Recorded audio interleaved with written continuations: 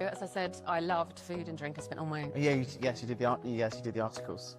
Yeah, and so I basically ended up working at Dishoom. I was really lucky. Someone that I knew from Cafés, UK, Sarah, had gone to Dishoom. She was the first marketing hire.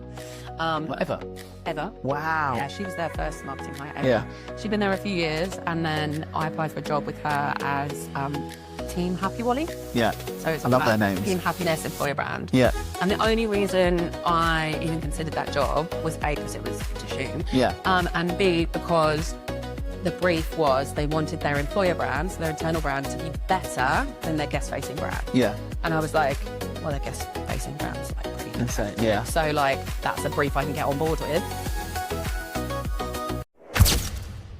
Welcome to Captive Conversations, brought to you by Captive Wi-Fi. I'm your host, Adam Forman. This podcast brings you the best stories from suppliers, marketers, and operators from our beloved hospitality sector. Now, let's get on with the show. Hello, everyone. Episode 92. I have Claire Reid here in the studio. Thank you so much for coming. I'm quite excited to listen to your history, to be honest with you. We did a little deep dive. I showed you a brief bit of it, but it'd be really interesting to hear your background and then where you are now. And also, I'm really excited to hear about the coffee thing and how it all started, because I'm a coffee fanatic. We're going to start with the first question. So we had Kevin, who is the restaurateur in residence. He's doing some work with Tenzo, all the way over from Chicago. And he was here last week. And his question was, where is AI actually taking hospitality next across operations teams and the guest experience? So I think I've slightly approach this in the wrong way in my thinking, because rather than actually taking us, I'm, I guess, doing a bit of a wish list. So where I'd love it to take us is to help bridge the gap between operations and marketing, particularly when it comes to like personalization. So I could sit here and rant all day about tech stacks and things not talking to each other, which I know is a pain point for most of us. And what I'm really hoping is that AI helps us get over that hurdle. So really supporting all of our systems to talk to each other, to take the salient information from each platform and connect it together, so that whether it's, you know, turning up in a restaurant and getting amazing service, or whether it's marketing comms that actually is relevant to you rather than just a broad brush broadcast, that is my prayer. Yeah. There is some stuff out there already, but it's not as it's not good. It's not there's some really clever stuff out there, but yeah, I think like turning up at a restaurant and seeing that sort of like profile properly detailed, the res platform talking like the handheld, having your details into, you know, that's just a dream, isn't it? And being able to pull that in a meaningful way into the CRM. I'm still waiting. Yeah, we'll talk afterwards. There are some it's slowly happening, but there's not enough, and especially for the smaller people as well. Yeah, like the bigger groups tend to get, because they have the budget for it, right? But what about the, you know? But it's also like you want best in class of each part, but then that doesn't necessarily mean those ones talk to each other, right? So you have to make a sacrifice somewhere. Yeah. And where do you make that sacrifice? And I mean, maybe it exists. I would please answer this on a postcard. I've not discovered it yet, where everything seamlessly works together and the ops director is happy and the marketing director is happy. Yeah. I think you generally find as well, some businesses are quite in silo as well. So you've got ops and marketing here and then nothing in the middle. Yeah. So they sort of do their own thing. But there are some, we've spoken to some clients who, it's really nice actually seeing them both work together. Yeah. That's like my number one thing. Yeah. If I'm going to work with your business, I'm going to be BFFs with your ops director. Like first thing. Yeah. I mean, I had to win over Brian at Dishoom to get my first job in restaurants, so I can tackle anyone. It's fine. Yeah. It's really important. If you don't have that, you end up getting stuck as well, and then 100%. you hear their bugbears. Okay, next question. Why do you keep going back to the same restaurant, and what really brings you back?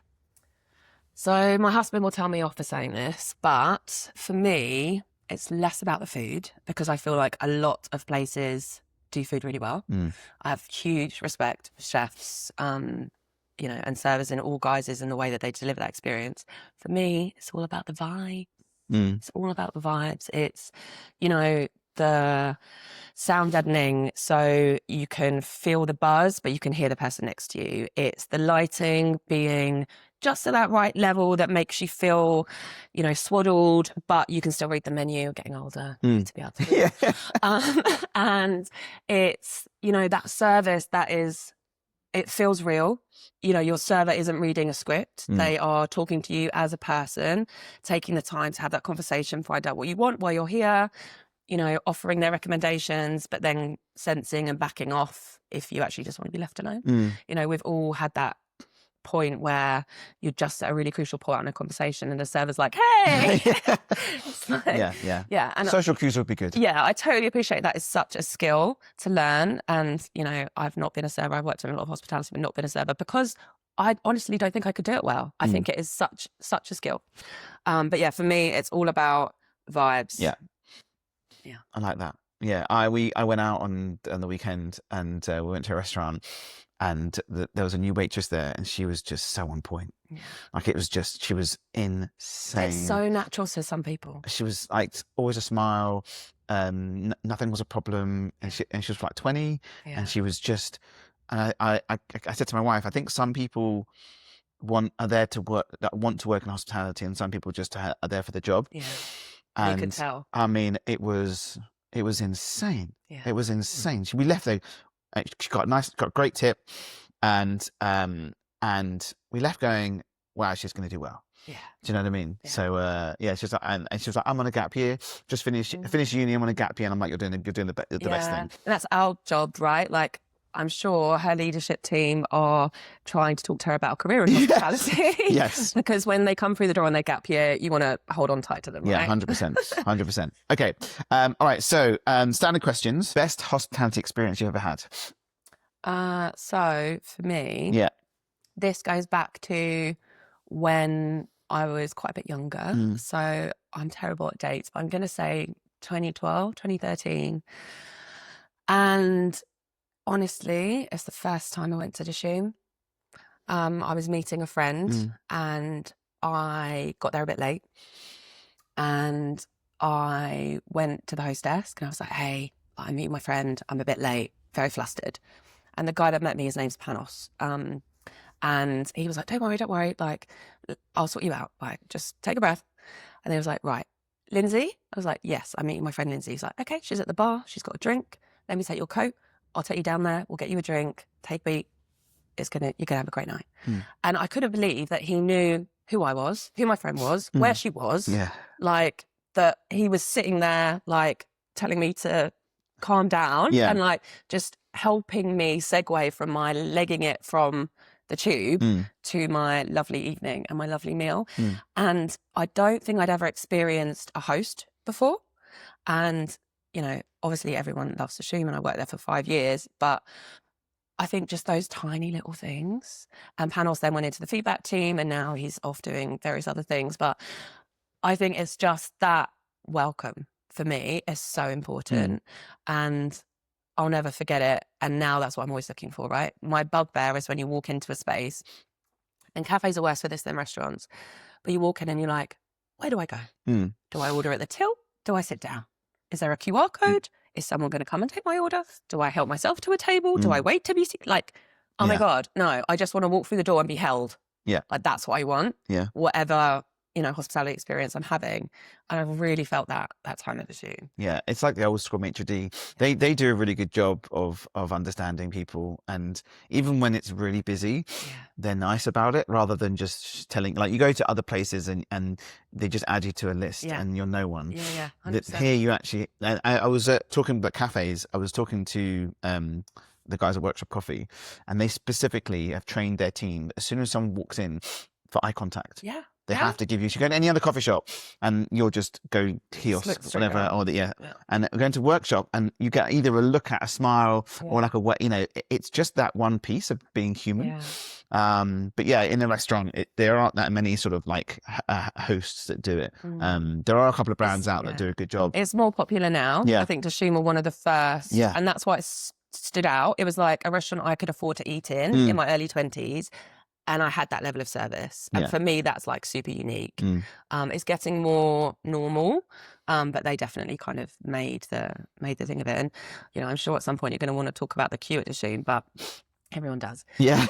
Before I worked there, I loved the queue because I am that person when I meet my friend, someone comes to take my order and I'm like, I haven't even looked at the menu. I've been like so busy chatting that I have no idea what I want to eat. So most of the time I'll be like, can you just order for me to the server? Yeah. But sometimes, obviously, I want to choose. And Dishoom, I could get all that chatting out the way in the queue. Yeah. Whilst being brought chai and sherry and sometimes some little nibbles. Yeah. And then it meant that when I got in the restaurant, I was actually ready to eat. Yeah. So I used to see it as like a night out. The whole thing. I like that. Yeah. They should change they should do some little marketing on that. That's quite Start clever. your night out. Yeah. Start your night in the queue. So, that's good. Okay, cool. Next question. Best hospitality tech. Best hospitality tech. So, can I have two? Yeah, of course. I'm not just saying this, and I've purposefully not gone for a CRM because that's what a marketing person should say. Mm-hmm. I really like Tenzo. So in marketing, a lot of what we do internally is telling stories with data.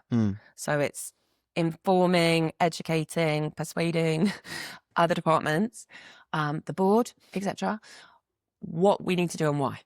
And data obviously tells that story way better than I ever could.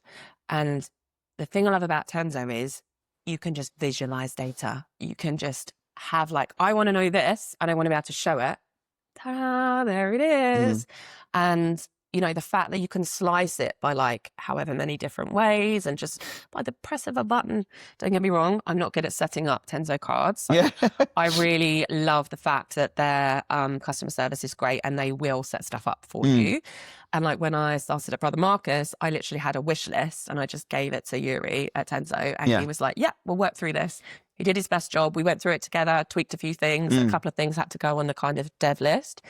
But it was like, oh my God, this is the first time I've actually had a marketing dashboard that I want to look at. Yeah. Like rather than it being like, oh. So yeah, I love Tenzo.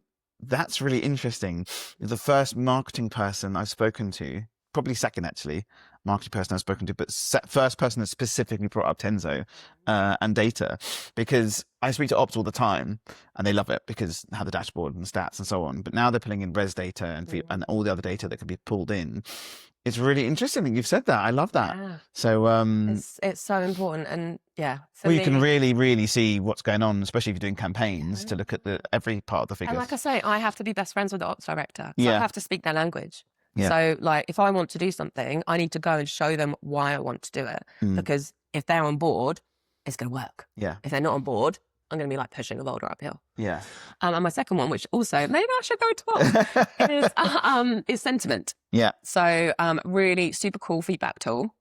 And the reason why I love it is because at Brother Marcus, we would often sit in SLT and go round and round the houses on a certain issue, right? So whether it was like value for money or a particular dish, we'd be like, oh, I'm not sure that's quite hitting the mark. And so I would always be like, that's our sentiment. Yeah. Let's see, like we're guessing.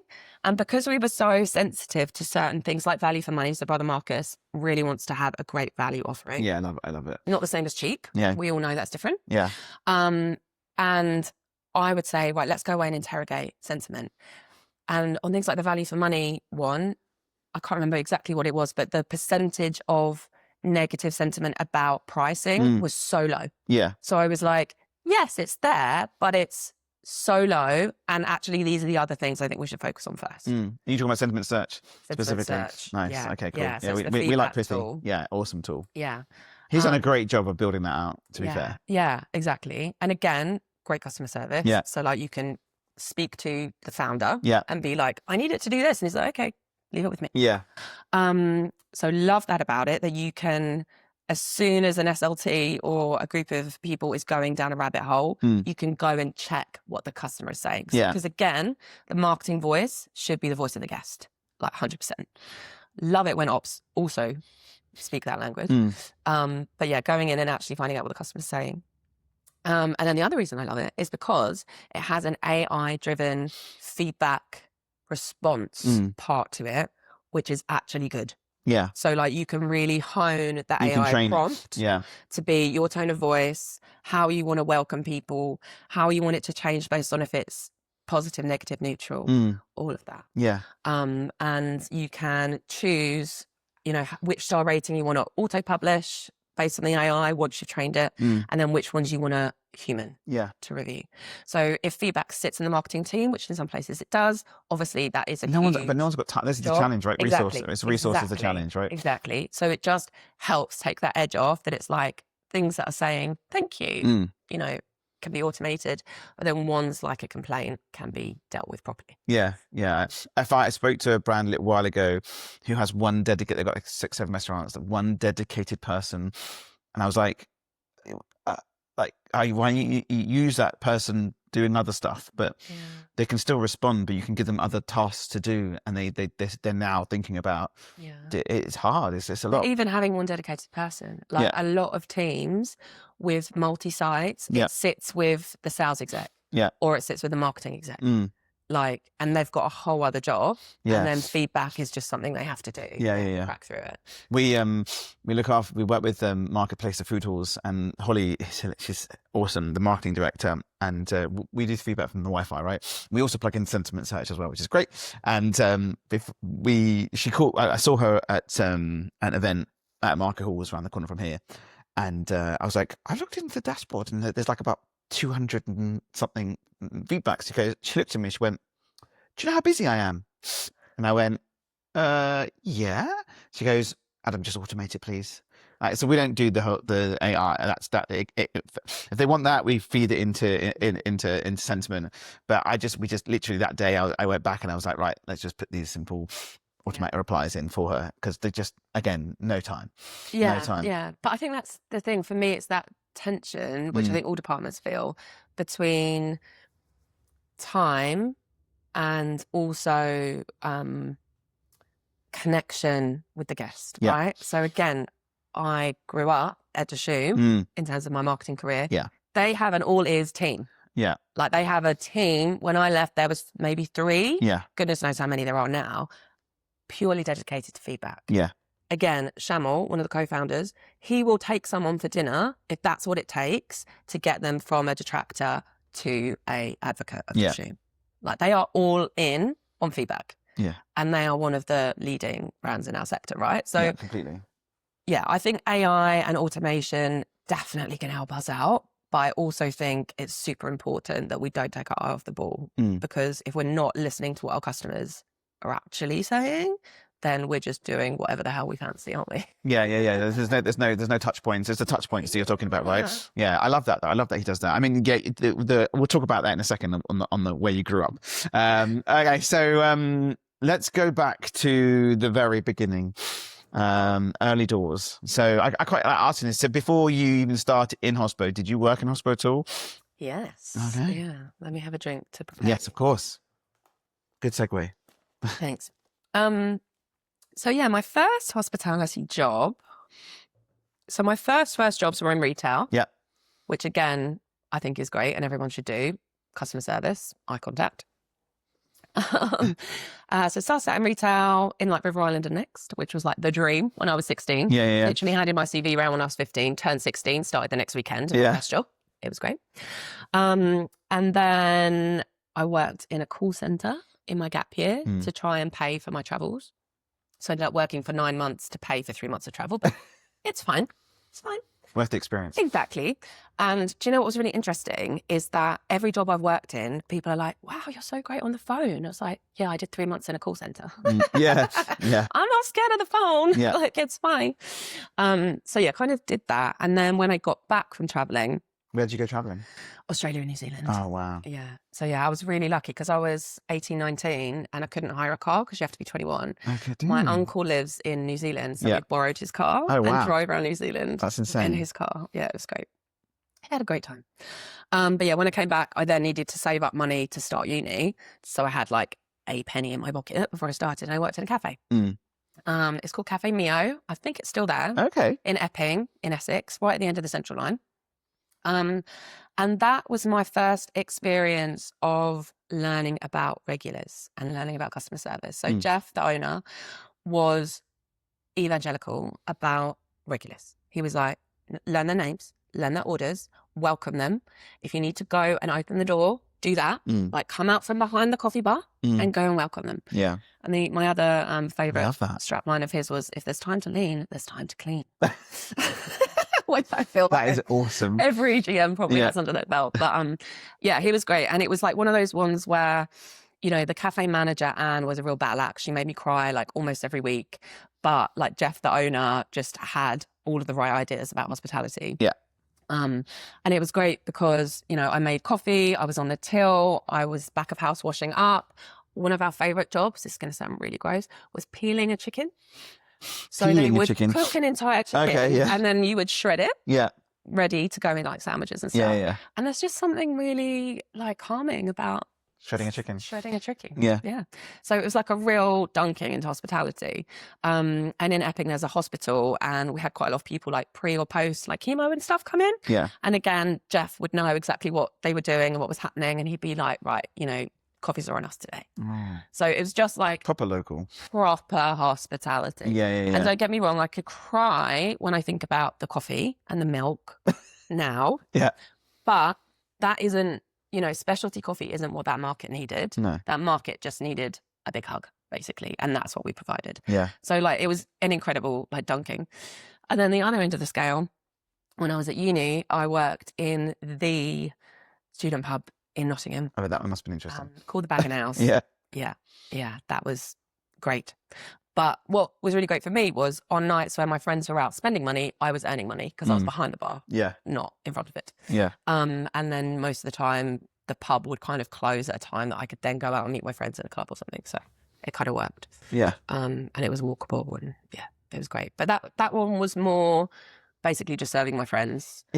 Like, yeah, like it was good for multitasking, like learning how to, like, it would literally be like 10 people deep at the bar. So you just have to be good under pressure. Yeah. Um, Good cocktail making? I wouldn't say good. It wouldn't say good. More alcohol pop back then, I guess. Yeah, more alcohol pops, or just like a double dark rum and coke, Yeah. like navy rum and coke. Love that. Like pints for like £2 something. Yeah, that's insane. I heard on the radio this week, it's hit in London £10 a pint. Yes, I was like, but we've got a client down the road from here called the Queen Charlotte that was a brewdog. It's owned by the same guys that own Pato Mano. And he's got a brewery as well, and it's £5 cast ales. Wow. And it's just down the road. And I went the other day. It's insane. Yeah. I mean, but £10 a pint. That's Yeah, it's crazy. Yeah, I mean, it's probably safer than £2 a pint. But yeah. but yeah. So yeah, those are my kind of early hospitalities. Yeah. What did you do at uni? Geography. Okay, interesting. Yeah. So I was really lucky. My mum always said to me, like, just do a subject that you like, because I'm more interested in you finishing a degree than getting one. Yeah. You know what I mean? Like, you don't have to go and do business studies or like something that you're not interested in. And for me, I've always loved geography. Typical story, I had a great teacher called Mr. Winter, who I just felt like every question I had about the world was answered in his class. Yeah. And I remember kind of the first time I learned about like global inequality and poverty, and I just couldn't believe that there were still countries where people didn't have enough water and food and stuff like that. And he was really great when I was having this like existential crisis about explaining everything and like helping me understand it. Yeah. And, It's amazing when you have that one teacher, isn't exactly. it? Like, always guides you, right? Yeah. So I just fell in love with it, and I did human geography, which is all about space, place, and time. Oh wow, that's a bit more Yeah. fun than normal geography. Exactly. Like, Yeah. don't get me wrong, love rocks. Yeah. Collect rocks. It's quite a funny story amongst my friends. My daughter does now as well, which Oh, I'm that's so really cute. proud of. Does she paint them too or not? No. Oh, no. Oh, it's you can't. No, You you can't. can't like, No. yeah, mess No. with the rocks. Like, Okay. they have to be in their pure form. Do they? But yeah, I really love helping her label them for show and tell. Oh, that's so cool. Anyway, so I do love Every physical rock's got a geography. story, right? Every rock does have a story. I love physical geography. I love landscapes. I love hiking, like Yeah. all of that kind of stuff. But human geography was what floated my boat, because it's all about how humans interact with their environment. And I got my highest mark on the geographies of fashion and food. Okay. And part of that was like why supermarkets are laid out how they are. To make you Ooh, buy that's really things. interesting. Like, so it was like a mixture of, like, Yep. say, space, Yeah. place, And and psychology- time, and psychology. and Yeah. sociology, and Yeah. yeah, I did like Fits quite nicely into marketing, to be honest with you. 100%. 100%. People are always like, why did you do geography? Yeah, and this I'm is like, so. Yeah. I use it every day. And because so many of the brands I work with or have worked with are really rooted in a certain culture or cuisine. Like, I love to geek out on getting really acquainted you probably with... go deep dive. Oh, I go deep dive. Like, Yeah. honestly, love it. And like, even, you know, Brother Marcus, where I was last year, like talking about the trade routes in the East Med. Yeah. I have to say, I'm a massive fan of that brand. They are just... They have done it right. They've got some... I didn't see it. I saw it briefly. There's like a sticker on the host stand. There's like their beliefs, the core beliefs. I don't remember what it was, but I've never had a bad experience. And I think once my wife, she had allergies, right? So they didn't bring something. And then they came to the end. She didn't even ask. She said, oh, okay, it's not here. And then they said, I'm so sorry, you can't have that because it's got that in it. And then the bill came and they just completely wiped her bill off. Nothing. And she was like, no, but I ate it. I ate it. And she's like, that's fine. No, I want to pay. I actually ate it. You know, what you gave me. And they're like, no, but it wasn't how it should be. So it's on us. Absolutely not. Yeah. And you don't get that. No, exactly. Yeah. Anywhere. No. And I think that kind of like old-fashioned service is the thing that lights me up about hospitality. Like, just going somewhere and feeling held, feeling looked after. Like, you can just... We had Gabrielle a little while ago, and she was like, she wants to feel cherished. 100%. Which is like a really nice similar to what you're I saying. listened to that one. I loved that. It was great. I need to take her for a coffee. Gabrielle, coffee. I think we'd have a lot to talk about. I think you would, actually. I think I'd love to have a camera. And next time I'll get you two chatting. I think you have a lot of resonance. And okay, so after uni. Oh yes, I went into the charity sector. Okay. So at uni, I did a couple of internships. One was at Penguin Books, which I really loved, but I felt like a really small cog in a really big machine. Again, that was really great because the person that gave me the internship, she was like, you were the only CV from a state school in a stack of private school CVs, because how dare someone from a state school apply to work at Penguin? And so she gave me a leg up. And that was actually like, it was great, but it was really tricky. My mum had cancer at that time, and I was going to end my internship after 2 weeks. And the lady that hired me was like, oh, you know, are you sure? Like, I get it, you want to be at home to like care for your mum because you just had an operation, but you know, this is a great opportunity for you. Like, is there a way that you can make it work? So she kind of persuaded me to stay on another 2 weeks, and I sort of lent on friends and family to support with my mum, and went home and looked after mum after that. So yeah, that was great. And I'm so grateful that someone gave me that opportunity. The same summer I did an internship at a charity in their like charity magazine. I absolutely loved it. Yeah. Absolutely loved it. Like, felt like what I was doing really, really mattered. The vibes were on point. Like, there was cake almost every day. like just like the tea rounds and like just how like friendly everyone was. And I basically like guest edited an edition of this charity magazine. Oh, awesome. Which is really cool. And so after that, I was like, okay, I want to work in the charity sector. Like, I want to feel like what I'm doing matters. So straight out of uni, I got an internship at Cancer Research UK. Oh, awesome. Again, I was super, super lucky to get that because they are like really competitive to get into. And I was in internal comms for the Drugs Development Office. So all about taking like basic science and turning it into a drug that can actually like hopefully cure cancer or at least slow it down. Bearing in mind, I don't have any kind of scientific background. So that was fun.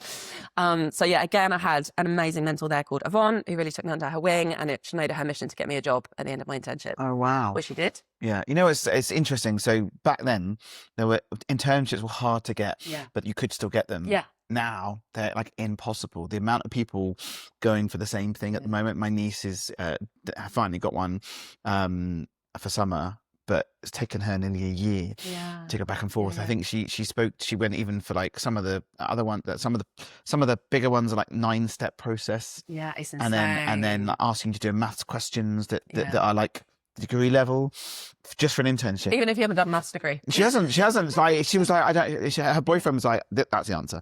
So, but I mean, just, it's insane. It's insane. Yeah.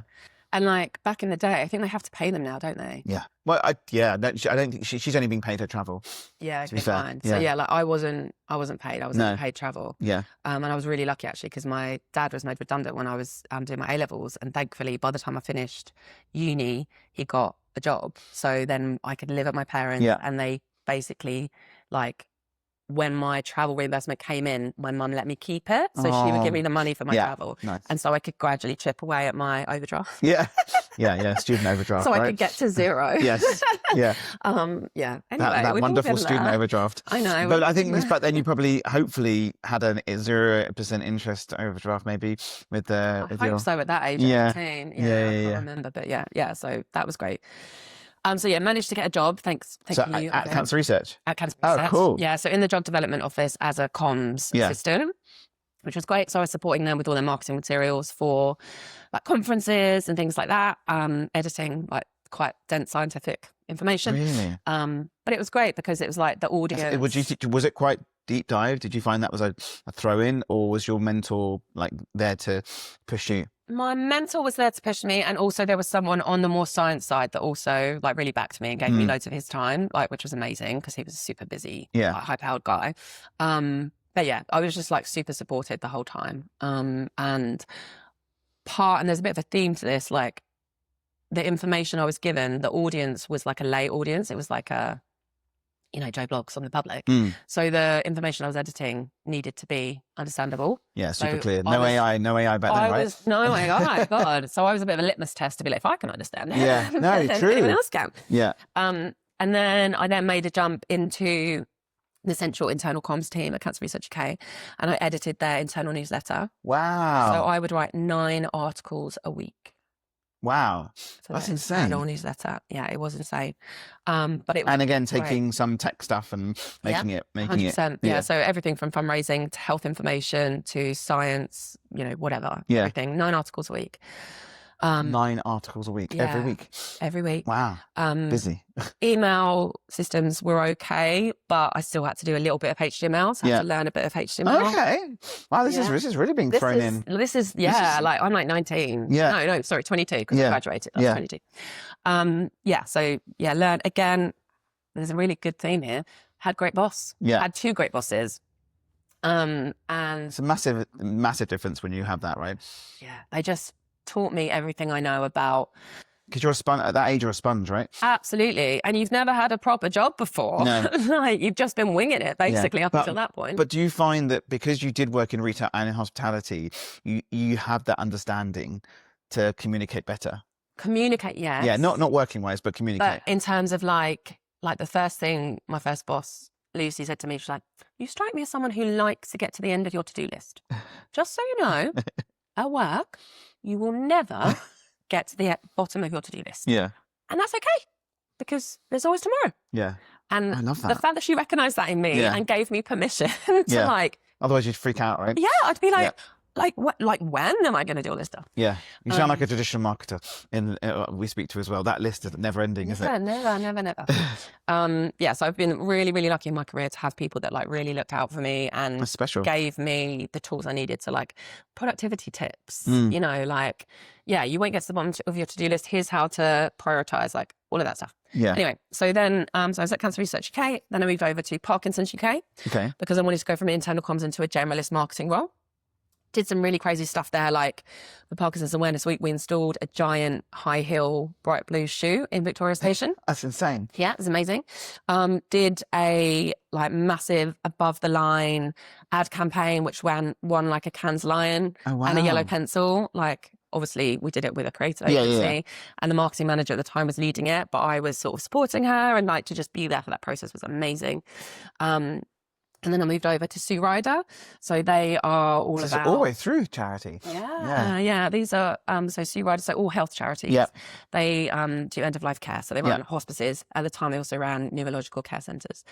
So for them, I looked after all their patient information and all of their health marketing. Yeah. So basically making sure that people knew the hospices were there when they needed them. So less the fundraising, more the kind of service users. Yeah. Which again, like super niche skill, but the fact that I've worked for a hospice charity is super helpful when, now I've got friends whose parents are, nearing end of life. And it's like, I'm not afraid to have those conversations when a lot of people really, really are afraid. Yeah. I feel like having that dunking in charity was just like, it's I grew up It's insane really grounding. fast. Yeah. Oh, yeah, true. Actually, yes. You're right. It does bring you further, right? Yeah. And I went, in 5 years from like, exec to trying to think where I left. I was like health marketing manager by the time I left. So kind of that early career growth was there. And again, had another great manager there, Angela. And her style was more, you know what you're doing. I trust you. I'm going to leave you alone. Wow.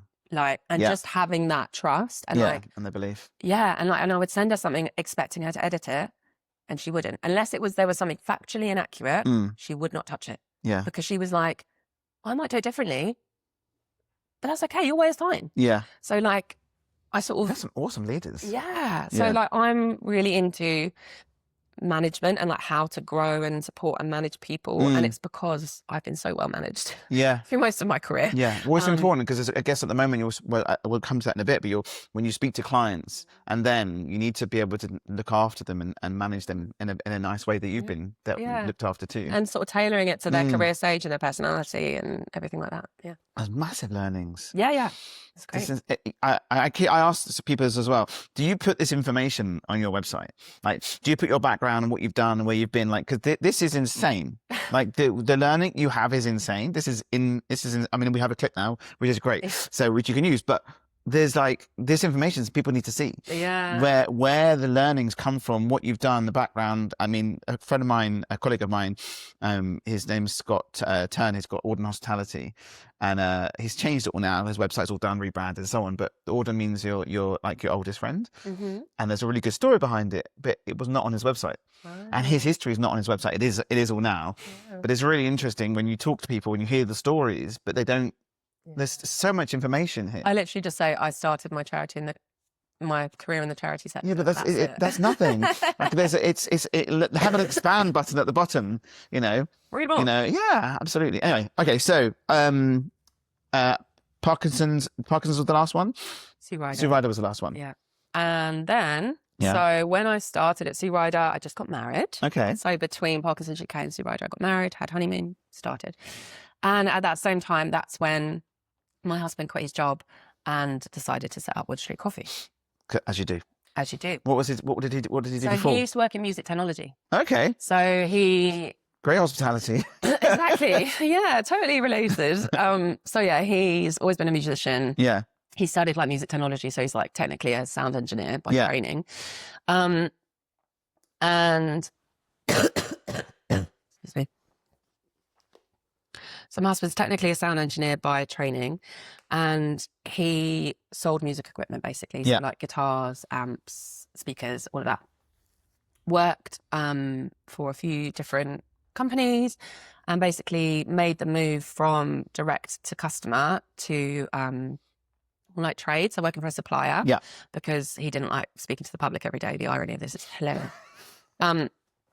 And he was like, yeah, surely it's less stressful dealing with other businesses, not dealing with the public. No, it wasn't. And I mean, I don't think he'll mind me saying this, but we had a conversation one morning where he had a particularly terrible boss where he was like, I either stay at home today or I'm going to drive my car into a wall on the way to work. I was like, I think you should stay home, mate. Yeah. And I think we should probably call the GP. Yeah. So that was it. So he gave an his notice. He never went back. And I guess I missed this bit, the uni bit. So I did a semester in Melbourne, at Melbourne University. And while I was there, actually. So was that an exchange or was that a? So yeah, kind of. Yeah. Yeah. So did you through your uni you did a through my uni? Oh, sweet. Yeah, and it all counted towards my degree, so I didn't have to add any time. Is insane. I just did a semester at Melbourne Uni. Yeah. It's incredible. And doing geography there, I did a whole essay on Uluru, Ayers Rock, and it was amazing. Anyway, I digress. And actually, that was one of my hospitality experiences because I worked in a cafe in Melbourne. So different in Australia. The hospitality in Australia, next level, is right? so different. Yeah. But that was mad because it was technically a sandwich shop. Yeah. And the mental maths I had to do, adding up all of the fillings into sandwiches. Yeah. And then the only reason I got that job was because I could make coffee. Yeah. So I could do the closing shift on my own. And if anyone came, I could do everything. So coffee will get you a job. Yeah. Anyway, so he'd just been made redundant at that time. So me and my husband had been together since I was 15. Oh, really? Yeah, insane. And he'd just been made redundant. And I was like, well, you've got nothing better to do. Why don't you come to Melbourne with me? Oh, shut up. Yeah. Oh, awesome. He'd literally just been made redundant. Yeah. And he was like, all right then. So he came. And he was a chugger. So he used to stand on the street and badger people for money for charities. Yeah. While he was in Melbourne, that's Yeah. what he did. In And doesn't really hindsight, want to talk to people and communicate. he's an introvert. Yeah. Anyway, what he really should have done is worked in a cafe, which is what we now know. But instead, he enjoyed the cafes, and that was where we first fell in love with cafe culture, right? Melbourne, like the original third wave between there and kind of Auckland, in New Zealand. Like that's where third wave coffee started. So anyway, so that's where our love of coffee came from. Yeah. So he quit his job in music. We're in London again now. Just trust me. And he started a pop-up on a Sunday at Wood Street Indoor Market. Yeah. Where they were doing a stall for £10. So we were wow, £10. £10 for a pitch insane. on a Sunday. Wow. Yeah, and the story is that we'd lived in Bethnal Green for ages, and then we moved to Walthamstow because we couldn't afford the rent in Bethnal Green anymore. And when we walked around Walthamstow, we couldn't swallow any of the coffee. Yeah. Okay. True story. Yeah. We'd go in, we'd try it, and we'd stand outside and, surreptitiously spit the coffee into the bush. So we were like, we love coffee. There's no coffee in Walthamstow. Can you imagine? No coffee in Walthamstow. It doesn't make any sense. Doesn't make any sense. No. And we knew that loads of people like us were moving out of more central East London because they were getting priced out. Yeah. So we knew there was like this wave of people about to move in like us. So we started this pop-up on a Sunday, which actually incidentally came about because I had gone to the market because I was writing for a website called 20-something London. So I would go to restaurants and things like that and write about them for this review website, basically. Awesome. Because eating and drinking was my number one hobby. Yeah. Like, I can't cook. My husband is the cook in our house. Yeah. But I love eating. Yeah. And I love eating out. Yeah. So I was exactly. I spent all of my spare time, it was the early days of Street Feast, oh God, yeah. Well, you had to pay a ticket Street to Feast get was into insane. Street Feast, Yes. remember? I miss it. I know. I miss it. We were talking to the guys about National Burger Day as well. Yeah. Like it's like just the first time you had like a burger that was pink in the middle, like it was just absolute heydays of street food in London. Like the beginning. It upsets me.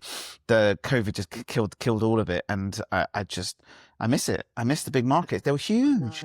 But there is like a new version of that with market halls and stuff, right? Like it's just evolved. Yeah, and more elevated.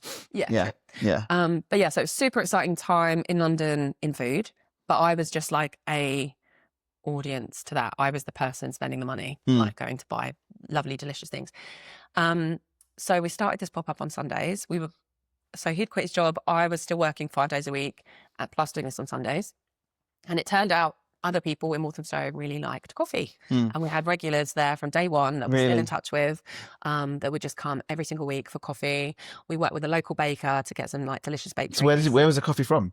Climpsons and Sons. Okay. And big shout out to Tom Hay because he was working there at the time, and he cycled from Bordeaux Market to our flat in Walthamstow and taught us how to make coffee on our single group coffee machine in our flat. Yeah. And now, so Wood Street Coffee, my husband's coffee roastery, like we do that for people. Like we go above and beyond for small businesses. So you have the coffee shop still? So we have a roastery with a coffee bar now. We don't have a cafe anymore. Okay. So basically went from like pop up on a Sunday to pop up in a pop-up shop on Orford Road in Walthamstow Village. And then it went from there to a cafe in Black Horse Road at Black Horse Workshop, which is like a community workspace. So woodwork shop, metal workshop, co-working space. We had a cafe there for probably about 8 years. Wow. And that was like full, we were in the London Coffee Guide, like in Time Out, Best Brunch Roundups. Really? Like That's insane. Well, you're still working. I was working, So I was working full-time in charity. Yeah. That was his full-time job, obviously. And we used to do like these markets on Saturdays at the workshop. So back to your marketing piece. Oh yeah. What was I'm having your own project is tough. Yeah. Working. How did that go about? Do you want to go back into the concept and creation of a brand? Of Wood Street? Yeah. So we called it Wood Street Coffee because we were in Wood Street Market. Yeah. Easy. And we had a debate about this, but I was like, there's so many brands that aren't, they don't end up in the place where they started. And I feel like our origin story is super important. Yeah, of course. So literally the way we funded it was we had £1,000 because when we moved, we had to put a new deposit down on a flat before we got the old one from our like rented flat. So we got our old rental deposit back, £1,000. Imagine back in the day. Yeah. That's what we had to pay. It's a lot of money. But so we started the whole business like on that. And we were like, so, our origin story is really important that we've started this from next to nothing. Yeah. So we made our peace with the fact that we wouldn't always be in Wood Street necessarily, but that's what it'd be called.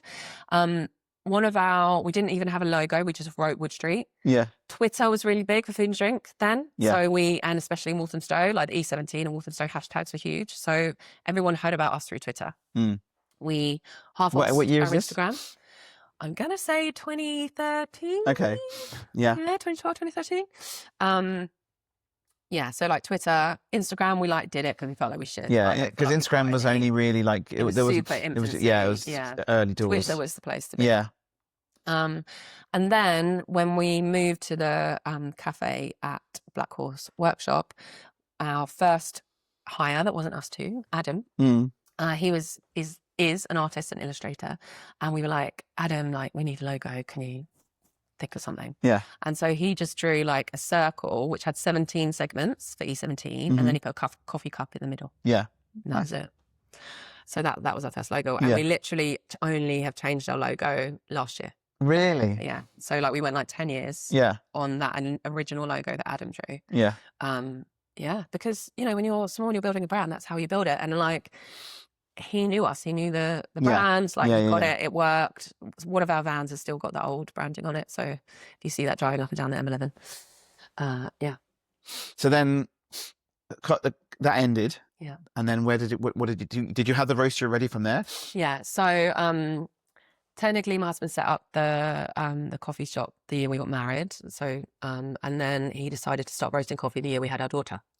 As you do. I don't know why he does this. He suddenly decides to like milestone moments. Yeah, just huge. Yeah, I was back in 5 hours when you were. Yeah, literally. So like cafe was going really well, and he obviously was super passionate about coffee. Yeah. Like he'd earned his stripes. Like when he decided to do this, the other thing he did aside from the pop-up was work for conferences. So he would go and make coffee at conferences. Oh, cool. Not through our setup, through someone else. So he would be making 500 coffees a day. Yeah. So it's amazing how quickly your latte art improves. When Got his skills in, I'm sure. 500 a day. So that's how he like dunked himself into the whole scene. Yeah. And yeah, started roasting essentially because it's not that much money in hospitality, Yeah. So in cafes, it was like margins were getting squished and squished and squished. And he was like, we need to go further up the production chain. And we were super happy with some of the coffee that we got, but not all of it. And yeah, just wanted to give it a crack, basically. So did you? I mean, we worked with a lot of coffee brands. I remember going to Gentleman Baristas back in the day into their office, and they had this giant thing. They bought from Bulgaria originally, all taken apart, put back together. They can obviously, but when it got later, they could afford a proper one. But they basically bought a second-hand one, and this huge machine. Yeah. What did you like? That's a different ball game. Yeah. So our first roaster, our first roaster was 5 kilos, and I'm pretty sure it was second-hand. Yeah. And luckily, because we were in this shared workspace, there were shipping containers, and one of them came empty. They were in front of the cafe, so we just rented this shipping container. Yeah. So the first roaster was in there. Oh, awesome. Yeah, and Gareth took some advice from someone who had worked for like Caravan Coffee and like various other roasteries, so he knew how to roast. Yeah. So he taught my husband how to roast coffee, and we did it together for a while. And then they hired George, who's now our head of coffee. Yeah. He started as a barista in the cafe, showed loads of interest in love roasting, moved over, learned how to roast. And yeah, like poor George was locked in this shipping container through COVID. Yeah. Roasting and posting. Yeah. On his own. Wow. Yeah. So he did the whole thing. And we were actually like, COVID in a weird way was good for the business because we were supplying our own cafe with coffee. COVID happened and it meant we got to grow our direct to customer business. Yeah. So everyone switched their morning latte to a home subscription, coffee subscription. And we were doing videos at home on how to brew coffee, like how to make our signature brownies. Like we've still got this video of our 2-year-old daughter. I love this. She's 8 now. Yeah. Like making brownies, licking the spoon. So it's like, we were at home with nothing to do. We could make content. He was locked in the shipping container, roasting, posting, doing everything. And people at home wanted to learn how to make coffee and they wanted to invest in coffee equipment and stuff. So everyone, it was a huge shift change. Even, I mean, if you look at just Grind on their own, during it expedited their whole huge brand. Shift. Yeah. Exactly. Yeah. Yeah. And then obviously when all the cafes reopened, we then picked up the wholesale trade again. So then, we had two. So as soon as it reopened, did you go straight to some of the brands and Yeah. go, right, this is... Yeah. So I think because our brand had grown, Yeah. and actually having a cafe first really worked because we were just really well respected as a coffee cafe brand. Yeah. People were like, we want a bit of what you're doing. And so, yeah, just sort of people approached us and we just started. That's insane. So where's the roastery now? So because production increased so much over COVID, we had to expand, and we're from Essex originally. And so we moved back out to Essex. Yeah. And we got a big industrial unit there because the rents are so much cheaper. Yeah. We looked at the rents for some spaces on the Beer Mile in Black Horse, and it was extortionate. Yeah. So yeah, we've ended up back in Essex, ended up buying a house out there.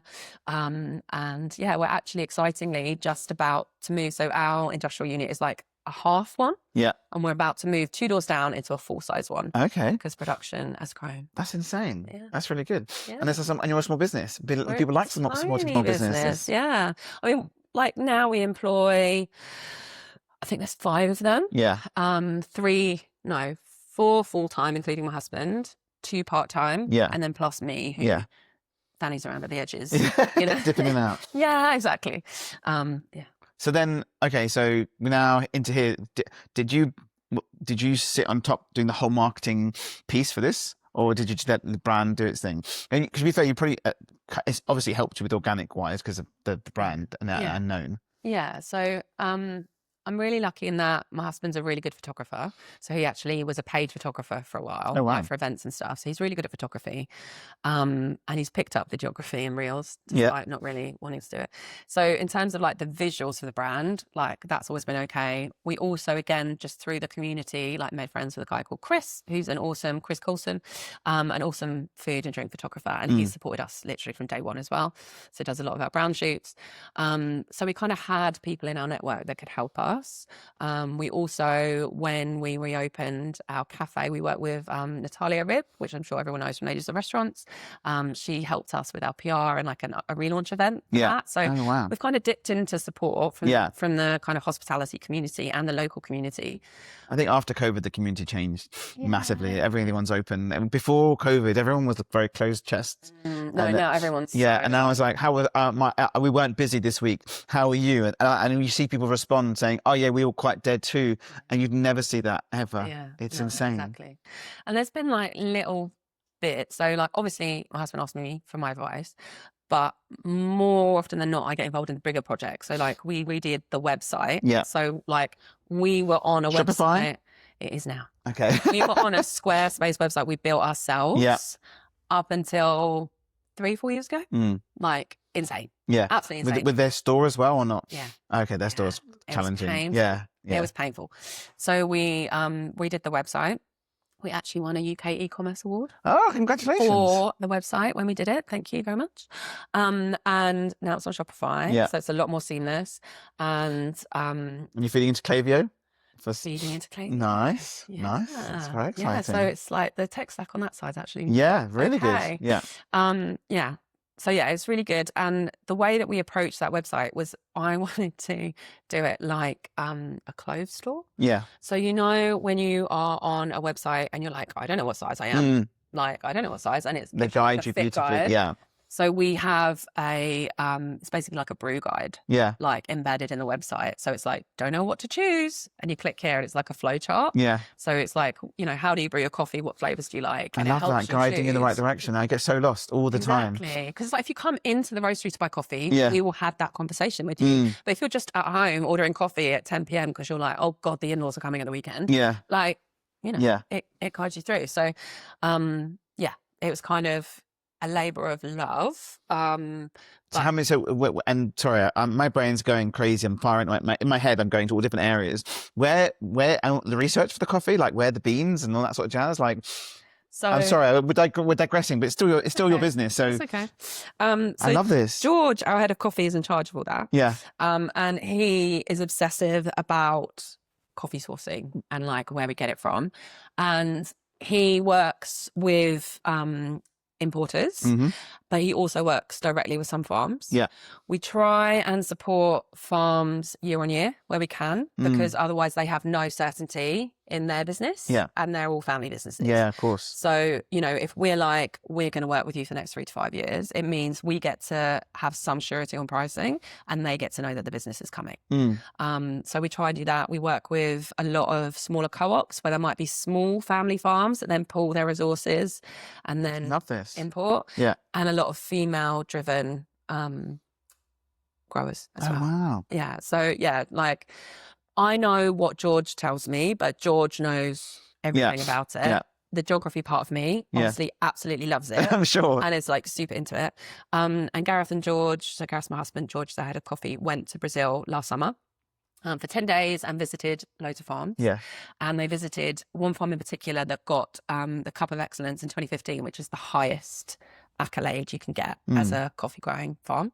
And we're actually doing a charity coffee at the moment with Dishoom UK, which is from that farm. Oh, wow. And honestly, when I had my flat white with that, I was like, yum, like said it out loud. Yeah. Like really. Yeah. Like, our coffee's great anyway. Yeah. And we get a lot of people coming far and wide to our roastery because they're just like, just can't quite get it The right like way. this. I love it. But also, you, I guess you're able to do small batches rather than the big corporate who are just bringing in the same thing in. Exactly. Yeah. Yeah. So like small runs of coffees, Yeah. like more unique coffees. Yeah. Yeah. But we really try and bridge the gap. So, you know, we have our core range of coffees, which are like really affordable. So like 11, 12 pounds bag, 250 grams, you know, our subscriptions are free delivery, like all of that. So super accessible. But then for your coffee geeks, we get, you know, sometimes it can be like £16 for a 250 gram bag of coffee. Yeah. And, you know, you definitely need to do it on a V60, like on a filter. Like you will kill it if you put it through an espresso machine. Yeah. So it's like, you know, we have that flex. Aficionados, if they. And I think because we're a small business, we can.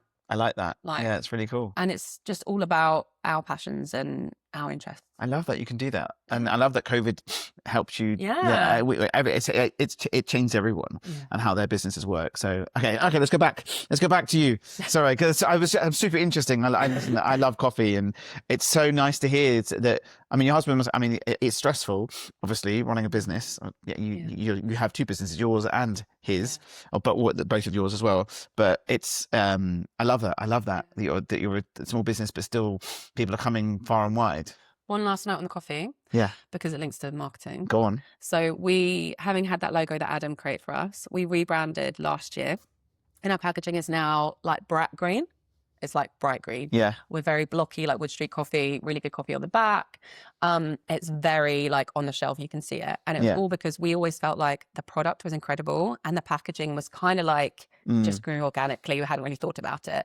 And it didn't have great standout on the shelf. And we were like, we need it to be the other way around because like so many products are all about the packaging and the branding and the product's actually not great. Yeah. Whereas like we 100% back our product. We just need the packaging to do it justice. So people pick it up. Vibrant. Yeah. And we worked with Dapple Studio, Guy and Ella, who are really great. And they did our rebrand. And honestly, like, it's just absolutely taken off since then. Really? I watched a reel, funny enough, yesterday about innocent drinks. Yeah. They don't need to be that colour. No. They don't need to be that colour. They're specifically that colour so they stand out. And my team came in today and there was his bright blue innocent drink. And I was like, did you grab that because of the colour? He goes, yeah. He goes, just, yeah. You're overwhelmed. Yeah. There's everything there. There's Coke, la la la. And then up above is bright purple, bright blue. And back in the day, years ago, no one would ever buy anything that's blue. Yeah. So exactly. the colours make a massive difference. Yeah, 100%. So the power of branding, like that's definitely been the vehicle that means that we're now upping our production again. Yeah. So that's made a big increase really as well. Moved the needle. Yeah. I love that. Also having it in your house as well, putting it there, because other ones don't look so nice. They look like in a grey package. Yeah. Just doesn't. It's just like you have to hide it away. And it works with like I really like mid-century look, and it works really well with that. But it also works with like really clean minimalist look. Yeah. Like so, it kind of like whatever your vibe. Yeah, it like, works. It works. I like that. This is really cool. So you dip it in and out. Exactly. I just kind of insert myself at certain points. Like obviously, I led the rebrand and the website, but other than that, I sort of do light touch. Okay. Let's go back to your journey. Yeah. So you're still at end of charity, done the coffee, started the coffee thing. Yeah. And then where did we get to? So, as I said, I loved food and drink. I spent all my Yes, you did the yeah. yes, you did the articles. Yeah, and so I basically ended up working at Dishoom. I was really lucky. Someone that I knew from Cancer Research UK, Sarah, had gone to Dishoom. She was the first marketing hire. Whatever. Ever. Wow. Yeah, she was their first marketing hire ever. Yeah. She'd been there a few years, and then I applied for a job with her as Team Happy Wally. Yeah. So it's I love their about names. Team Happiness employer brand. Yeah. And the only reason I even considered that job was A, because it was Dishoom. Yeah. And B, because the brief was they wanted their employer brand, so their internal brand, to be better than their guest-facing brand. Yeah. And I was like, well, their guest-facing brand's like pretty fantastic. Yeah. So like that's a brief I can get on board with. Interestingly, I didn't get the job first time round. Okay. Because, understandably, they hired someone with way more internal comms experience than me. Yeah. So like the first year of my career was internal comms, and then I went just into brand and marketing. Yeah. It didn't work out with that hire. So Sarah called me again and was like, So where did you go? Where did you go? I just stayed at Sea Rider. Oh, okay, you stayed. I was kind of still looking. I was interviewing other charities and looking at restaurants, but I kind of just bided my time a little bit. I wasn't in a rush. Yeah, you knew she'd come back to you. She'd probably like, little WhatsApp. Don't worry, give me 6 months. Yeah, no, she was great. She was, said, it didn't work out. Yeah. We've all been thinking about you since your interviews. Like, would you like to come? Yeah. And work for us? So I was like, hell yeah, I would. So yeah, I went and worked with them, and that was really great as a marketeer to do a year in internal comms and employer brand, because again, like I was did you get moved a little bit into ops as well, I guess, don't you? Yeah, totally. Yeah. So it was like that first year, that project, I was kind of equally between Sarah, who's head of marketing, Andy, who's the head of people, and Brian, who's the ops director. So I had to build really strong relationships with all three of those, really understand where they were coming from, and to be quite frank, be the referee quite a lot of the time between their requirements. Yeah. Obviously, Shamal and Kavi, who are the founders, super involved. Like they really care and they're really involved in every aspect of the business. So also kind of stewarding their input and making sure it was true to the core of the brand. And we worked with an agency called Lovers, a guy called Alex, and he really brought the brand to life internally. Like the first poster I did with them for the Mela. So the Mela is like this famous carnival that Dishoom throw every year where they close all their restaurants. Yeah. And the whole team go to Mudshoot and have, there's a big Ferris wheel, there's a stage, there's karaoke, like it's amazing. And the poster was like a screen printed poster of a lady, and it was like every day she dreams of Mela. No. And it was just like super whimsical and like colourful, and it like craft because it was hand printed. Like, if you work in marketing, you're probably obsessive about the texture and weight of paper. And it was like, I just wanted to keep touching it. And then we also had like banners that went across that was like, RSVP now, or like 3 days to go. And like, I would go around and physically put these posters up in the back of house areas and like change them and stuff. So yeah. Not that many brands do this. No, they just don't care enough. No, it's interesting, isn't it? Yeah. They really make a difference at that brand. Yeah. Yeah. It was amazing. And so it was like from things like that to, working with Andy, the head of people, to embed the values, so big hearted and first class are the two core values at Dishoom, into the like personal development reviews and the annual reviews. Yeah. So the form that you fill out was like, how have you been first class? How have you been big hearted? Yeah. And kind of giving them equal weight. I love that. Right. And I love the way that Shaman talks about it, because it's like, we want people that are smart and that work hard, but we don't want them if they're not good people. Yeah. You know what I mean? Like, it's that kind of like, it's hard to find hospitality. Be kind and work hard. It's hard to find in hospitality as well, right? I guess you get it. We had Ruth from Pizza when she was at Pizza Programs back in the day, but previously, she was saying the same thing as well. Like they have like an academy, like you come in, you sort of get to know within a week if someone is someone for that brand. Same with Dishoom. You get to know very, very quickly if that person is designed to be part of the brand and they fit. Yeah, I love her. Yeah. I hired her at Dishoom. Did you? So when I finished my role as Happy Wally, we moved it over to be a dual marketing and internal comms role. Yeah. And I hired Ruth. Oh, she's amazing. She's like sunshine. Yeah, she is. And so smart. Yeah, very clever. And like, anyway, I could rave about her all day. Yeah. Love Ruth. So it was kind of embedding the values right across the employer brand into the people processes, into the ops processes. Part of it was also, like when we're hiring people, we need to have a filter so that they understand what we're looking for. We don't want anyone apply. We want some people to opt out of applying because they're like, that's not the right fit for me. Yeah, you need to be clear and precise. You need to be open and honest with that. It's not just a job role. Yeah. It's a bit different. It's more like it's the beliefs. Yeah. And if you're not in line with the beliefs, then don't apply. Yeah. And it's really hard because years and years ago, we had a hotel that opened in Soho, and they literally stupidly just put the ops guy just put a job offer on, and didn't put much details in. They had 300 people in the queue. And then so after half a day, he went outside and just went out and went, right, anyone who can't speak English, put your hand up. So half the queue left. So I mean, that's just on the old school style of it. But on the ethos of the brand, it's really important to be to be clear with it. And I think that they definitely sounds like they definitely are. Yeah, 100%. And that year, part of that process was gaining that clarity, and then the next part was communicating that clarity. So everything from amazing posters for the Mela to a careers microsite to like templates for personal development plans to this super cool animation, which is all about the Dishoom Dharma, which is like their reason for being. So rather than a short, snappy purpose statement, which they kind of have, they have from Bombay with love. They have the Dharma, which is like their reason for being, which is like a paragraph. Yeah. And so we communicated that through a animation, which is just a really interesting thing to do. Yeah. It's like a lot of marketing internally. Yeah, 100%. So much. Yeah. So much. And then, as I say, I kind of moved over into a broader. So when the kind of bedrock of the employer brand was done, I was then like, look, like this has been great, but I'm a generalist. Yeah. I want to move into a broader brand and marketing role. And the brand and marketing side of things was like a bit too much for the few people that they had.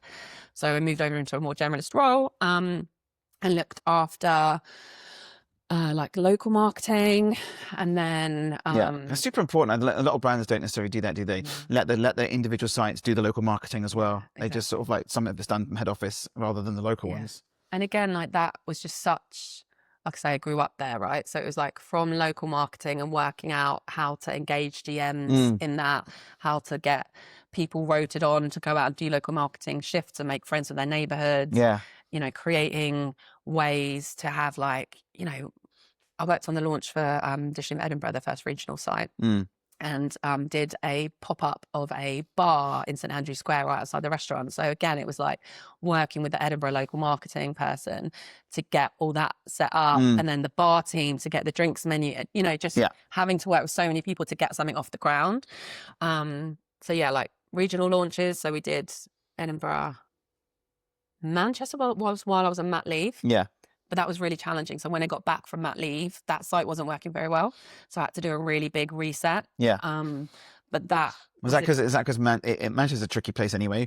It's the timing. It was quite early. Yeah. But also, it's in a Freemasons hall. Oh. Which are designed to be invisible. Yeah. Like they're designed to like go under the radar. So for marketing and branding, it was quite challenging. Like once you're inside, beautiful. Yeah. Getting people to know we were there was a big challenge. Yeah. But that was great because again, that showed how Dishoom approaches things. It was like it wasn't just marketing fix this. It was like me. Yeah. And Brian. Who's at the time was ops director, and Nina, who was the like regional ops manager. So she had like all the out of London sites, all went down together. And we had a meeting with the local marketing manager and with the GM and with the head chef to be like, what do we need to do? And it was stuff like, the music isn't quite right. Yeah. This pacing is off. It was everything from the experience in the restaurant. Why did you have to go on mat leave, honestly? Seriously? No, it wasn't. I'm kidding. It was just this particularly challenging site. And I think Edinburgh was, don't get me wrong, we really put so much effort into that launch. We were terrified it was going to flop. Yeah. And that's one of my favourite things about Dishoom. They're so humble. They never assume anything's going to work. They almost assume the worst so that they over-manage it. And they will have done the same for Manchester. But for Edinburgh, it was like we opened the doors and it worked. Yeah. Like that site is mad. Yeah. So I think it's just, each regional launch, completely different beast. Yeah. You can't go in and think everything's going to be fine. Yeah. So I just did the first regional launch with Sushi Dog in Birmingham. And again, we just complete beginner's mindset. Yeah. Go and assume you know nothing. Birmingham's tricky as well. There's so many brands that have opened and closed within 6 months. You're in the wrong street, you're in the wrong area, the wrong marketing, just... Yeah. But even like their marketing team is great. Yeah. But we actually purposefully slowed down the pace of their launch because I was like, we need to make sure that we're building really strong relationships with that community, Yeah, massive. like over time. Yeah, because It's in not- London, they're just it's so known. Yeah. It's not. I mean, everyone knows it. Yeah. It's so known. Yeah. And I was really experienced at opening in Birmingham because we opened Birmingham at Dishoom over COVID. So I think I opened that restaurant 3 times in the end. It's good. Yeah, it's good knowledge. Yeah. Where in Birmingham is Sushi Dog? It's in the Bullring. Okay. Oh, it's in the Ballroom. So it couldn't be better Nice. located. Okay, Yeah. well done. Yeah. Yeah. Pretty good. That's a really good location. So, I did all sorts of things at So how long were you at Dishoom. Dishoom? 5 years all in. Wow. With a mat leave in the middle and with about 3 months of furlough during Yeah. COVID. But yeah, like when I left, like one of the last projects I worked on was putting a tree mow in. Yeah. So this was like 2021 Yeah. and we were still using Campaign Monitor. We didn't have a CRM. Honestly. Yeah. Right. It's Campaign Monitor is a series. It's a email sending system. That's about it. That's about it. Exactly. Yeah. So yeah, like, Yeah. and actually it was, so when I went freelance, Dishoom were like technically my first client. Oh, nice. Because it just made the separation easier for both of us. Yeah. Yeah. Well, to be So- fair, 5 years is a long time. You probably had some great relationships there. Exactly, yeah. And it just meant that like, So was Dishoom your last jump then jump into yeah, then I went freelance? freelance. So what was that conversation like? It was hard. I cried. Yeah. And yeah, it was like basically like over COVID, it was super challenging, right, for everybody. Yeah, of course. I had a 2-year-old at home. I was trying to keep Wood Street afloat with my husband. And at Dishoom, we opened and closed Birmingham and Covent Garden. And we added 10 delivery kitchens. Wow. And we added a whole e-commerce offering. So Yeah. you remember those bacon nuggets? Yeah. So like my job more than tripled in size in that time. So I was learning so much. Yeah, especially about delivery kitchens as well. That's really Yeah, interesting. like from scratch, like learning how advertising works in the back end of Deliveroo. Like, and I was also running loads of performance marketing for the first time because Dishoom is brand led. Yeah. They don't really do performance No. marketing. So I had to learn how to manage a paid search and social agency, like on the hoof. So it was amazing. Like, I like being thrown in the deep end, as I think I've shown. Again, it's amazing what COVID does to avert brands and change stuff. And to be honest, that's why I stayed so long at Dishoom, because there was always a new challenge. I was constantly out of my comfort zone in the best possible way. Yeah, that feels like it's not something that you love. I thrive on, 100%, which is why being a consultant works so well for me. Yeah. And they were really good at being like, here's the carrot of the next project. Go. Yeah, like just crack on. Yeah. Which interestingly, which I know this is a bit of a theme in marketing, but in my experience, marketers are the best project managers in the business. So we also often get lumbered with projects that aren't strictly marketing or aren't strictly brand because they know that we will make it happen. And we hold the relationships with all the departments, or a good marketing team should. Yes. So anyway, that's another conversation. But yeah. And so when I kind of left, my conversation was, moved out of London. Yeah. I can see that things are going to start moving more. I'll be needed in the office more. Yeah. I just really want to commit to my life out in Essex. I've always wanted to go freelance. That was the other thing. I was kind of waiting to get to the point where I was senior enough and had enough experience to have enough clout to be freelance. Yeah.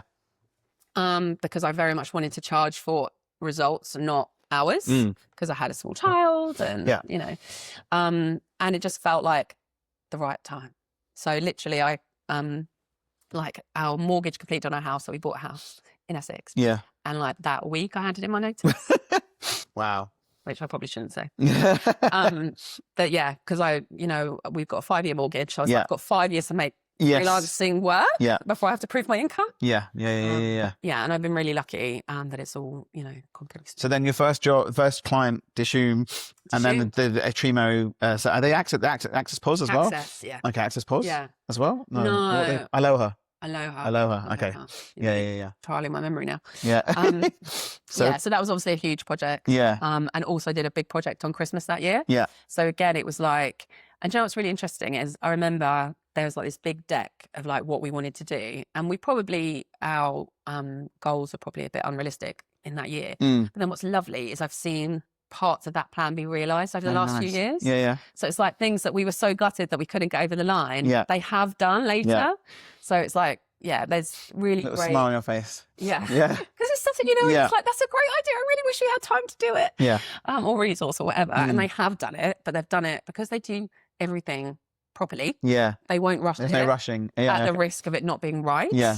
Even if we're like So so interesting. excited. Yeah. Yeah. They're very good at being like, slow down, that's a next year thing. Yeah. And it also means that you don't just blast through all your best ideas in year one, right? You kind of spread them out. So yeah, I did a big Christmas campaign because that was really interesting. We were trying to embed the e-com offering with the dining in restaurants around the festive period. So it's like, if you've got a corporate client, you know, why not add on gifting of a Dishoom cookbook on arrival? So everyone, Oh, sweet. and there's a beautiful So gift clever wrap, idea. you know what I mean? Yeah, very so clever. we were like trying to do that, but we didn't really get it over the line. But they now have all that stuff over the line. I love that. But yeah, it was just a bit early. But yeah, so it was like really exciting project. It's that memory, that piece is that memory piece. If you're going to go for a Christmas or corporate, and you take a space, leaving with something in your hand is it's going to be on the shelf in your house. Right? It's going to remind you of that brand. Free advertising. Exactly. Yeah, so clever. Yeah. Someone told me that's why we don't do it anymore, which is sad. But milk carton advertising was so good. Yeah. You see the milk every day. Yeah. Only in America's Missing Child. Yeah, exactly. Yeah. But that's why that was the thing, because you see the milk every day. It's in your home. It becomes familiar. It's front of mind. So yeah, a cookbook is great for that. Yeah, I agree. Always on your mantelpiece, like always on your coffee table. Yeah, just exactly. sat there. They're always, the Dishoom cookbook's always pride of place.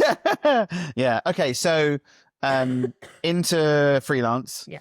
Dishoom is your first client. Very nice. Yeah. Lovely. And then how long ago was that? So that was 2021. Okay. Yeah. So I handed in my notice in April. Yeah. And then I did all these projects like basically into that Christmas. And then at Christmas I was like, we can be brave. We can do it. We can have a clean break. Yeah. So like from the January 22, I just sort of said goodbye to Dishoom. It went my own way. But obviously still have great relationships there. Of course. And then people found you, because you also do local stuff as well, right? Not as much. Okay. Yeah. So I have helped out some local brands to me. Yeah. But they're often like single site. Like I'm just overkill, to be honest. Like as much as I'm passionate about small local businesses, I'm happy to help. Yeah. A lot of the time I'll just do it for free. Yeah. Like, you know. Whereas in London, a lot of my clients are more like my typical client. I call them the awkward teenagers. Yeah. They're like founder-led, maybe? Normally founder-led. Yeah.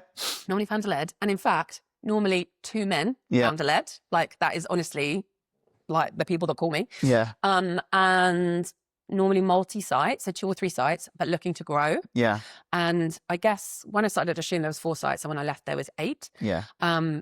So that's You've got quite a good knowledge of that expansion piece. Exactly. And it's not just about launching restaurants. No. It's about codifying the knowledge of the marketing and brand team, because you often get people that have been there from the beginning and you might hold on to them, but you might not. Yeah. And you don't want all of their knowledge to go out the door.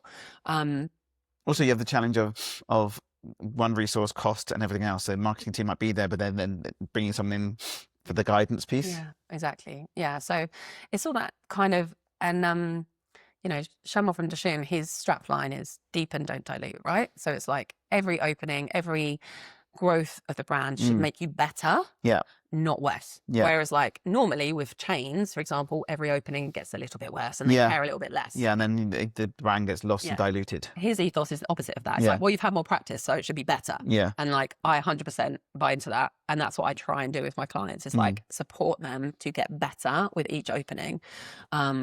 So yeah, and sometimes it's that. Other times it's like a brand has lost its way, like maybe hasn't stayed current or up to date. Do you find, because hospitality is very interesting with tech and marketing, to be fair, it's that I need some help, who do I speak to? And it's that recommendation piece.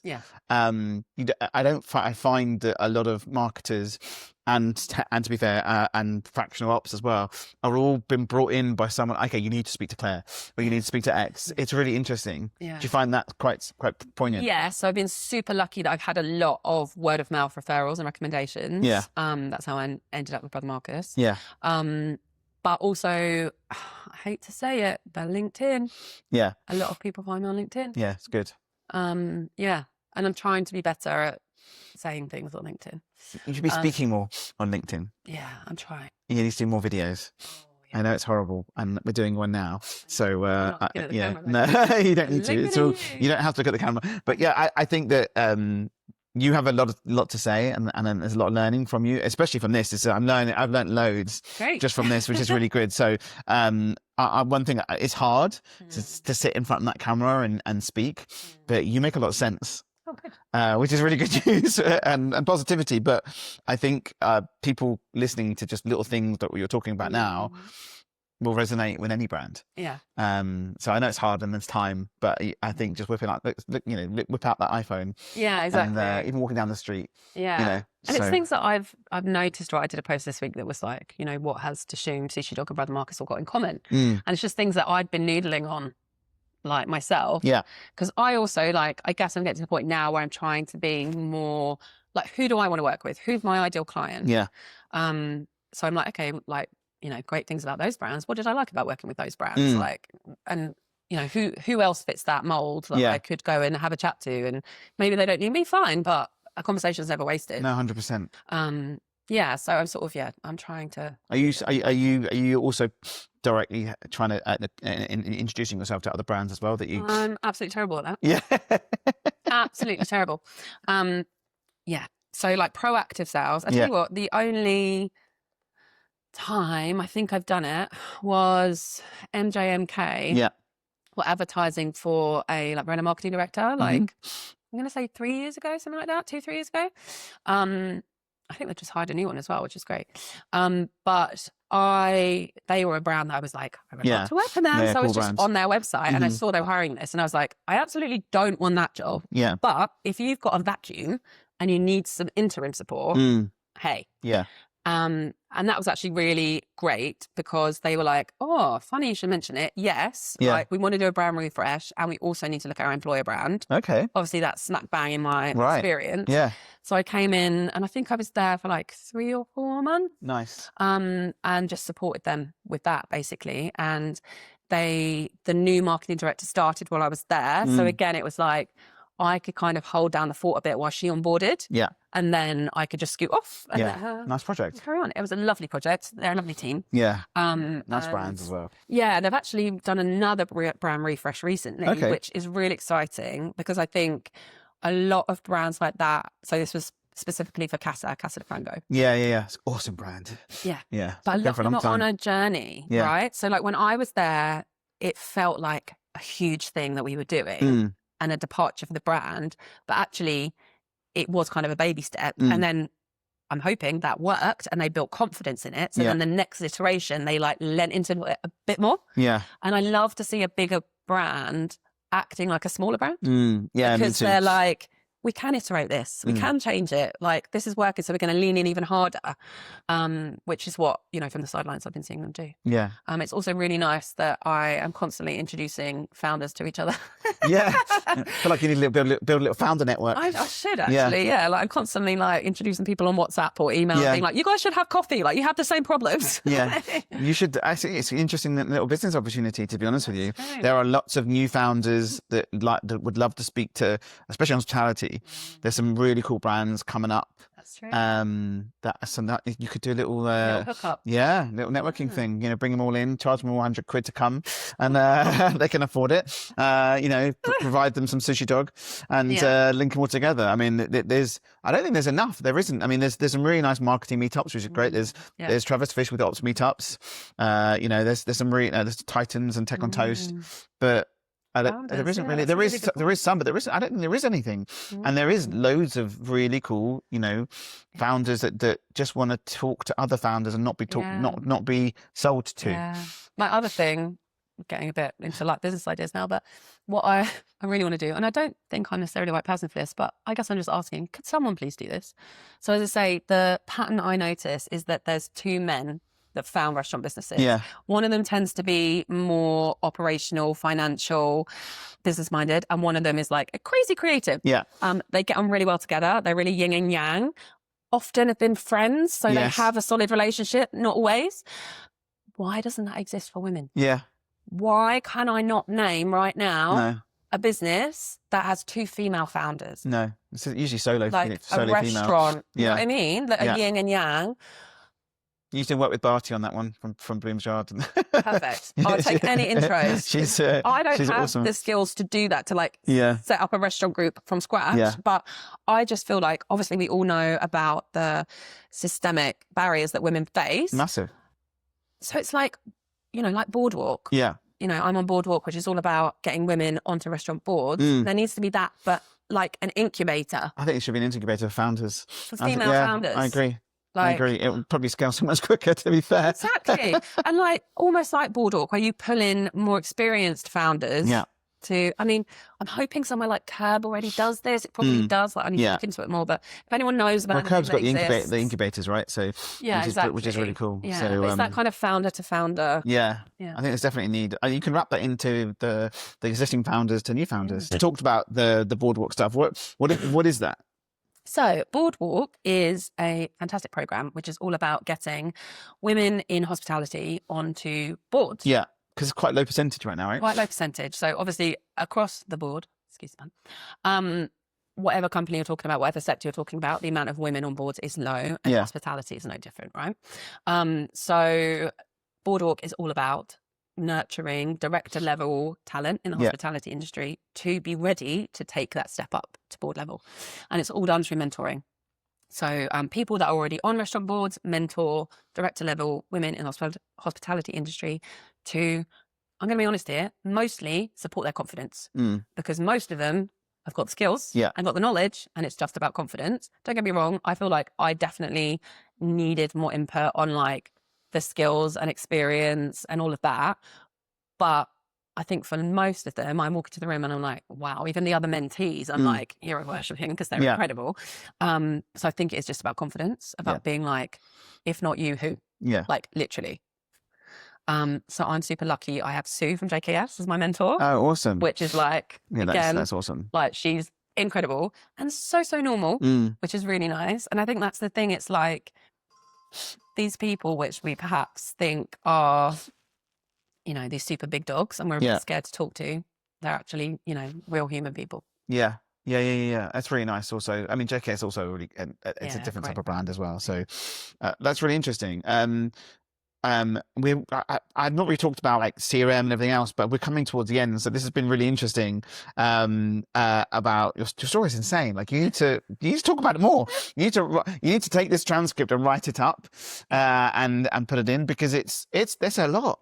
There is a lot. And it's really interesting for people to see and understand. Like you need like a little more button, like your little brief and then a more and then your bio. Yeah. Because your bio is insane. Yeah. So I think the other thing I just wanted to pick up on quickly is part of the reason why I went freelance is because I've got various like chronic health conditions. And also in the past few years, we've had fertility struggles trying to have a second child. And so for me, being freelance gives me that flexibility to live my life and look after my health. And like, also less stress and give you time to breathe. Yeah, exactly. And I think for me, that's something that I'm super passionate about, is finding a way for everyone, and then women in particular, to find balance in order to reach their full potential. Because if I think about our Boardwalk cohort, like I know there's been at least 2 babies born. There's been at least 1 person going through IVF. There's been miscarriages. There's been stress is all massive. Of the things. There's been redundancies. All of the things that affect women going on in that tiny microcosm, you know, just in a year. And it's really interesting how stress and anxiety, not completely diverting from what we're talking about, can really affect. And my wife has had health issues just purely from anxiety and stress. And it's really interesting how, if you don't understand what's happening and don't take action, it causes challenges. And just breathing, like one day, like even for 3 minutes, having a breath, which no one really does, is a huge difference. Just ground yourself. But I think for me, the hospitality industry is like behind other industries in a lot of ways, and I think things like flexible working is one of them, right? And I get it, they're like essentially 24/7 businesses, right? But surely within that, there can be flexibility. And there's definitely a lack of senior level roles that offer that flexibility. So, Yeah. you know, I'm a consultant. I have done fractional roles in the past. I've actually at the moment decided that fractional again is a bit too much of a commitment, because you know, you can't help it. If you are a conscientious person that cares about business, you will be trying to do a full-time job in 3 days or 2 days. Yeah. I speak to a lot of people that especially when they start, and I say to them when I speak to them, it's like, you can call me to rant whenever you like, don't worry, it's fine. Like, I'll happily listen to you for an hour ranting, saying that you spend 30 hours on and charging someone 5 hours because you wanted to get the job done. Yeah. And it's learning. Yeah. You can't do it. You can't spend the 30 hours of your time just to make that job be amazing when you're only allocated 5. Yeah, exactly. But I think it's that squaring that circle of being able to be ambitious and to grow in your career whilst maintaining your health, your physical health, your mental health, fertility, parenting. You know, if you've got one of those, it makes it hard. If you're anything like me and you've got 4 of those going on, it doesn't mean I'm any less good at my job. It just means that I have to work smarter. Basically. I work with my wife, so she works. She quit her job to basically be ops for our business. Amazing. So and also kids. My kids are older now, but throughout that time, that made flexibility better and easier to do. But it is stressful. Like, how do you put it? You can't put it down. You go home, that switch off is very difficult. You know, especially you got 2. There's 2 businesses. Right. So I get home from work. And my husband talks to me about his business. What's workshop time? Do you know what I mean? So it's interesting. I think you're right. There is. I think people can do more work sitting maybe at home. And also the challenge you have as well. We had Rosie from Roar Marketing in a while back, and she was like, finance teams, there's 5 accountants. If you told that accountant there's only going to be one of you, the business would go crazy. But then the marketing team gets shrink down to 1, and that one person's got to do 5 people's jobs. It's insane. And then that's the resource piece. So and that's where you come in, because exactly. People can. It's nice because you can dip in and out of those projects. So I think. More brands need to think about the dipping in and out for those consultants. There's so many now that are in different variations of what they can do for the businesses, rather than going for like, I need 5 marketing people. For that, you can go and pull in that resource when you need it, and then use it when you need it. I think it's a lot of learning. I think people, especially founders as well, don't know it, don't think about it. Exactly. And the thing is, consultants have seen so many different businesses, so many different problems, and solved them in so many different ways that we have the cheat codes, basically. Like, we can shortcut. And so many founders, they might have never worked in hospitality before. And don't get me wrong, they're doing a great job, and they're normally very self-aware of what they don't know. But it's like, you know, a consultant doesn't need to come in and do all the hours under the sun, because they're going to be able to get to the heart of the problem way quicker. And they're going to have already solved it in 3 other businesses. So they're going to, you know, show you the way. It's the knowledge, isn't it? Exactly. I love that. And that's why I love it as well, is because I never get bored. I don't know what challenge is going to land on my desk next. I like that. Okay, I'm going to give you a round of applause. Thank you so much. This has been. I can talk to you for another 2 hours. I'm going to stop now. So no. It's really interesting. I love hearing the story, and your story is insane. I said it again, but it's really interesting to listen to how your brain works as well in different variations. Okay, we're going to fire to the quick fire questions. Best restaurant. So. This may sound like I'm calling favourites, but my friends own a restaurant in my hometown. Okay. It's called Chater's. It's an Italian restaurant. And it's not just me saying this. Grace Dent reviewed them and said it was fantastic. But it is just, I live in a small town in Essex. It's called Saffron Walden. It's a small market town.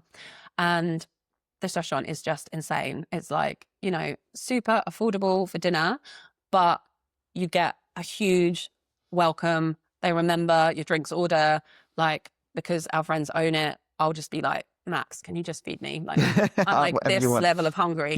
And then he'll just keep it coming. Like, great with dietary requirements, keep the menu fresh. They do events, they do pop-ups. Like, it's a cafe coffee bar in the day. They do wood street coffee, obviously. Of course. And then like cafe in the night, their tiramisu is insane. They make all of their pastries in-house. Wow. They make all of their pasta in-house. Like, it's insane. Jamie Oliver goes there every week. Oh, really? He lives near us. Okay. And, like, honestly, like, it's next level. So if anyone ever fancies a jaunt to the country and a meal, Chater's. I'll tag them in. Best burger. Okay, this one, the place doesn't exist anymore, so I'm sorry. But the chicken burger Yeah. at Eat 17 Okay. on Orford Road in Walthamstow Village, because it was a chicken burger, so like fried chicken, the chicken skin crisp Oh, and bacon jam. wow. And it was just like, I think I'd only ever had a KFC before that point. Never went back. And and I was just like, what is this? And Yeah. it's just like, the flavors, the salt, the sweet, Yeah. the crunch, like. They got it right. Okay. Best hotel? Again, a bit of a wild card here. But Is it- last year we stayed at a hotel called the Ickworth, which Okay. is at Ickworth House, which Yeah. is a National Trust property. Mm-hmm. And the hotel is aimed at families. So it's all about you being able to have a relaxing break as a parent with like a young-ish child. Mm. So they have a swimming pool. They have like, you can borrow a Yoto player so the kids can listen to like audiobooks. Oh, that's awesome. They had organised fun activities so that you can get like 2 hours essentially free childcare and go off and enjoy a walk. Yeah. It's in this amazing stately home. So we were like walking from where we were staying to the restaurant at night. This was in March, and like the stars are incredible. Like, just such an experience. Yeah. Beautiful. Okay. 2 questions for the next guest. Hospitality often feels quite behind other sectors in all sorts of ways. How do you think we can catch up? Okay. Like that. And what would you say to someone thinking of starting a career in hospitality? Do it. Do it. Yeah, no, I agree. That's great. Last year we had Mark McCulloch on, and he was saying, I wish the national service was back, but not just for army. I wish that they would make people work in hospitality. Yeah. Or go to the army. They're your choice. Yeah. Go or work in retail, hospitality or retail. Anything customer facing. Anything customer facing. It changes your aspect on how I used to run events. So being at nightclubs and stuff, and being behind the bar and talking to people. Obviously, I can like talking like you.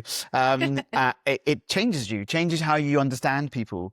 And I don't think enough people do it. My niece has worked at Next through uni, and my nephew worked at a pub before he went to to proper job. Not that it's not a proper job, but it was interim. And he can now, both of them can now. My eldest is a hairdresser, so all of them they understand how people are, how to communicate to people, how the empathy is there. Compared to someone who's just gone to uni and gone to get a job in corporate, they're completely missed. It's insane. Yeah. How you can not deal with people, you understand people. Yeah. So if someone comes to you and there's a way of managing it. Yeah. So I think, okay. Another round of applause. Thank you so much. Give everyone a wave goodbye. Thank you. This was awesome.